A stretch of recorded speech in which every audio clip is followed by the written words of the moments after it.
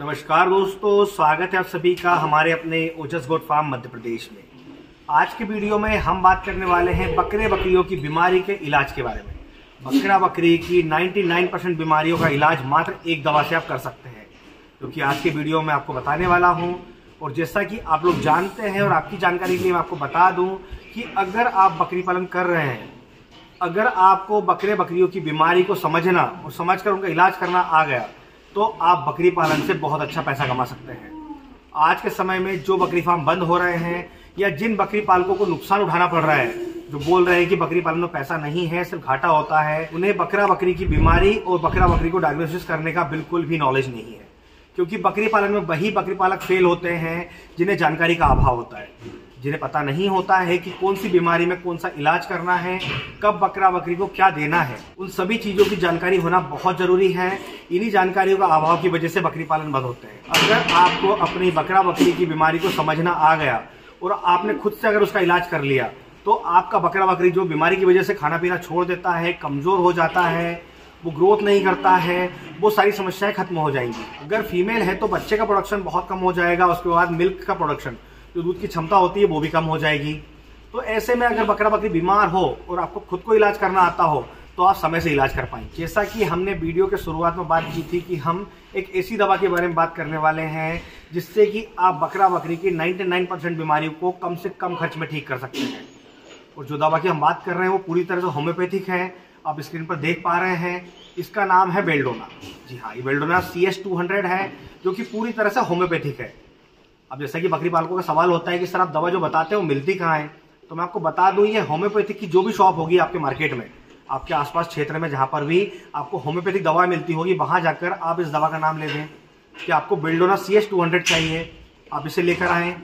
अब इस दवा के काम के बारे में हम बात कर लेते हैं।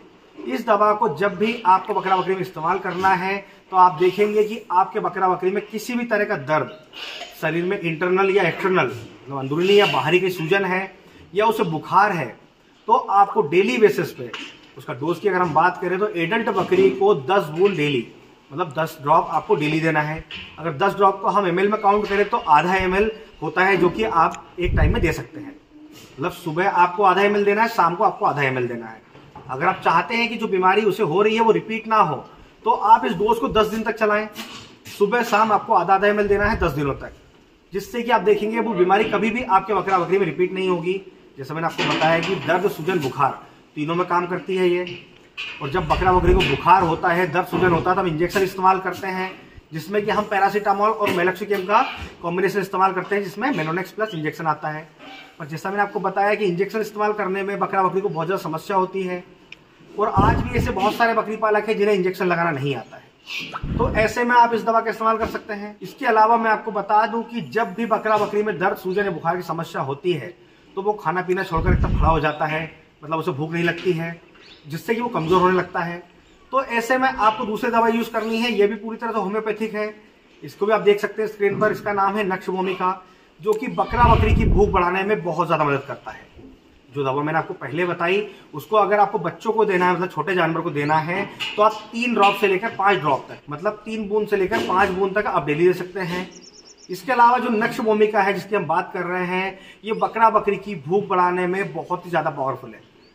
सबसे ज्यादा कंप्लेंट्स रहती है कि सर बकरा बकरी बीमार हुआ, उसने खाना पीना छोड़ दिया। ऐसे में बहुत ज्यादा बकरा बकरी मर भी जाते हैं। जब भी आपका बकरा बकरी कभी बीमार हो, खाना पीना कम कर दें या उसे भूख नहीं लगती हो, तो नक्ष भूमिका आप यूज करके देखें। इससे भी आपको डेली बेसिस पे सुबह और शाम आधा ml लेना है, मतलब 10-10 बूंद लेना है आपको। इसे भी आपको 10 दिन तक चलाना है। आप देखेंगे आपका कमजोर बकरा बकरी भी बहुत ज्यादा हेल्दी हो जाएगा, उसे बहुत अच्छी भूख लगने लगेगी। तो जैसा हमने वीडियो में पहले बताया था कि आप एक दवा से बकरा बकरी की 99% बीमारी को ठीक कर सकते हैं, तो मैं आपको एक्सप्लेन कर देता हूं कि बकरा बकरी में जब दर्द, सूजन, बुखार, ये 3 तरह की बीमारियां होती हैं तो बकरा बकरी एकदम ऐसा लगता है जैसे कि बहुत ज्यादा बीमार हो गया है, वो कुछ खा पी नहीं रहा है, पूरा टाइम गुमसुम बैठा रहता है। इसके अलावा बकरा बकरी को भूख नहीं लगती है, सबसे बड़ी बीमारी है।